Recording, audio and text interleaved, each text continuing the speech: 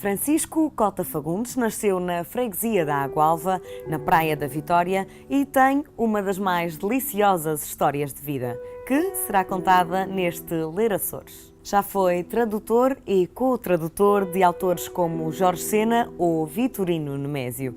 À conversa connosco explicou-nos os segredos do seu sucesso.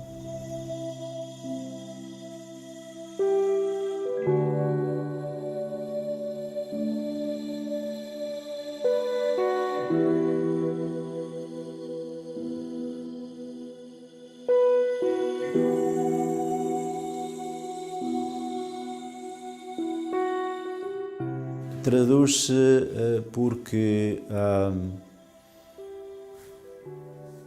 somos loucos, porque é um desafio enorme. Claro que o ego também entra um bocadinho, evidentemente. Eu conheci Vitorino Nemésio, eu estive na casa de Vitorino Nemésio em Lisboa, no apartamento dele. Eu traduzi Mau Tempo no Canal também porque quando eu iniciei a tradução era para eu fazer uma primeira tradução e um amigo e colega da Brown University, Jorge Monteiro, era para fazer a tradução definitiva comigo. Não era para eu ser o tradutor exclusivo, era para ser um co-tradutor, mas acabei por ser um tradutor. Mas também traduzi Jorge Sena, a poesia de Jorge Sena, traduzi Branquinho da Fonseca, etc. Mas no caso de Jorge Sena traduzi com um poeta americano. Okay? A poesia é muito mais difícil de traduzir. Eu diria que um texto da minha autobiografia, e aliás talvez o de que eu mais gosto, é uma recriação de experiências da infância. E eu digo-lhe porque é que gosto.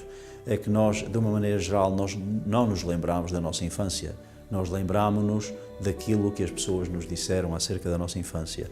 Então, quando nós estamos a escrever o nosso relato de vida, estamos a olhar para trás, nós temos que necessariamente ser muito criativos, não é? E claro, essa é a parte da nossa vida mais colorida pela poesia, etc. Portanto, é um prazer, mas também foi doloroso porque eu tive uma infância dolorosa, ou tive uma infância que, como adulto, passei a achar que tinha sido dolorosa, porque são duas coisas diferentes. Às vezes os filmes eram exibidos no adro. Okay? Então, na época do Salazar, o Salazar permitia um beijo, não é? Aqueles beijos mecânicos no fim do filme dos cowboys. O cowboy beija a beldade e vai-se embora. E então, como nós tínhamos um motor, que era um motor que dava eletricidade para o projetor, parece que o motor sabia quando nos aproximávamos do beijo. Ok? Então o motor partia-se quase sempre quando nos aproximávamos. E ficávamos a gritar com o mecânico, lá ia o desgraçado tentar consertar o motor, e às vezes o motor vinha assim, mas quando vinha assim já o beijo tinha... Era uma frustração absolutamente imensa. Então, era esse o cinema que tínhamos, não tínhamos rádio, não havia televisão, tínhamos os livros. Quando eu cheguei à América, o meu amor pela leitura, o meu entusiasmo pela leitura, e o meu entusiasmo era tal que às vezes eu estava numa casinha na rua Dr. Gonçalves, uma pequena casa que tinha um engenho, e eu trabalhava no engenho, e às vezes havia uma tourada no cruzeiro por altura das festas. Tinha, sei lá, 14, 15, 16 anos, então os rapazes iam para os touros. Eu estava às vezes fechado dentro do engenho, os meus amigos estavam lá fora, não é? Eu ouvia as pessoas correrem e os gritos, etc. E eu estava a ler. E quando cheguei à América, depois de passar pelo calvário das vacas, de alinhar vacas, etc., quando eu cheguei à faculdade e me deparei com romances novamente, etc., eu estava no céu. Todos nós temos percursos singulares, todos nós temos vidas singulares, mas o meu foi um tanto ou quanto anómalo para rapazes daquela época. Nós todos fazíamos a 4ª classe, mas pronto, acabada a 4ª classe, com 11 anos, estávamos instruídos. Eu comecei a trabalhar de aprendiz de merceeiro, ao cruzeiro, depois tive o meu primeiro emprego de merceeiro, ganhava 250 escudos por mês, no adro, num armazém que ali havia, Fui despedido porque praticamente incendiei, acidentalmente, mas praticamente incendiei o armazém, o que teria sido uma catástrofe, porque o armazém estava ligado a casas na Rua do Saco, aquilo teria sido, não é, uma catástrofe. Mas felizmente isso não aconteceu, mas eu fui demitido, então fiquei na lista negra e comecei a frequentar o campo de golfe, comecei a aprender umas palavras de inglês, até que a minha madrinha, que era muito ciosa da minha reputação, etc., me proibiu de ir porque eu comecei a trazer para casa aquelas das revistas da moda, apareciam modelos em roupa interior, etc.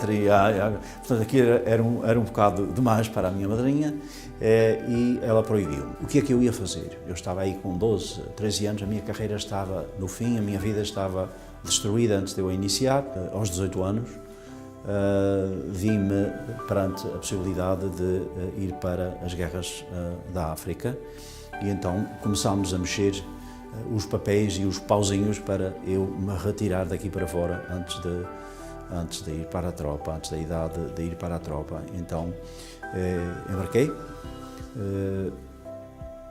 ia para a América, imaginava que quando chegasse à América, não é, todos os sonhos que eu vira nos filmes, lera nos livros. Trabalhei nas vacarias durante 3 anos e meio, não me dava com aquilo, tinha as costas partidas de um acidente, etc.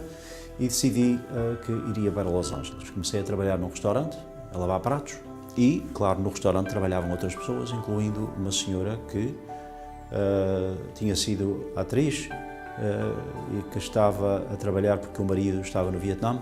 E pronto, e essa senhora alterou o curso da minha vida, foi a primeira mulher que eu amei. Eu fui para a escola para impressioná-la, eu achava que não era amável se fosse apenas um lavador de pratos. Claro que todos os lavadores de pratos, todos os seres humanos são amáveis, mas eu estava convencido e não queria perdê-la. Acabei por me formar, 9 anos depois recebi o meu doutoramento da Universidade da Califórnia. Comecei a trabalhar de professor, auxiliar, depois consegui agregação e depois, pronto, há 20 anos que sou, há 20 e tal anos que sou professor catedrático de língua e literatura portuguesa e língua e literatura espanhola também. Eu acho que, contrariamente a alguns amigos e colegas por quem eu tenho uma grande estima, existe uma literatura açoriana que não é separada, que não é separável da literatura portuguesa, mas que tem uma certa tonalidade. Eu não vejo a razão por que a gente não deva chamar-lhe literatura açoriana.